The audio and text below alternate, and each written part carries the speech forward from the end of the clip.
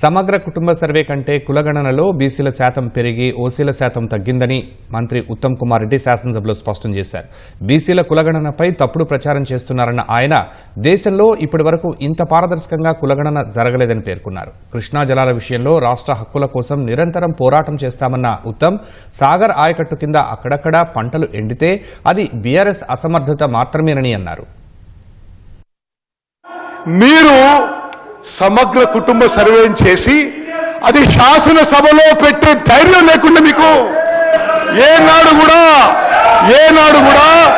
ఆ సంఖ్య మీరు ఆ అంకెలు మీరు పబ్లిక్ డొమైన్ లో కూడా పెట్టలేదు. ఇంకో తప్పుడు ప్రచారం ఎస్కేఎస్ఎస్ఎల్ ఉన్నదని ఎవరు తెలియదు.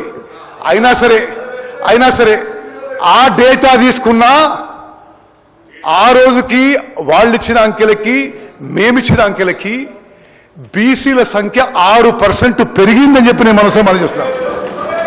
అదేవిధంగా మీరు చేస్తున్న తప్పుడు ప్రచారం ఖండిస్తూ ఓసీల సంఖ్య పర్సంటేజ్ వైజ్ 6% తగ్గిందని చెప్పి కూడా మనం చేస్తున్నాం.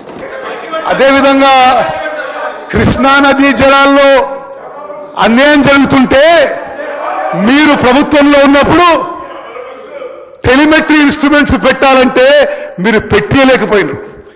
మేము ముఖ్యమంత్రి గారు, నేను, సిఆర్ పాటిల్ గారు, కేంద్ర జలవనరుల మంత్రులు కలిసి ఆ టెలిమెట్రీ ఇన్స్ట్రుమెంట్స్ పెట్టడానికి ఎంత ఖర్చు అయినా సరే ఆంధ్రప్రదేశ్ ప్రభుత్వం ఇవ్వకున్నా సరే తెలంగాణ ప్రభుత్వంతో పెట్టిస్తామని చెప్పి పని మొదలు పెట్టించిన విషయం కూడా నేను మనం చేస్తున్నాం.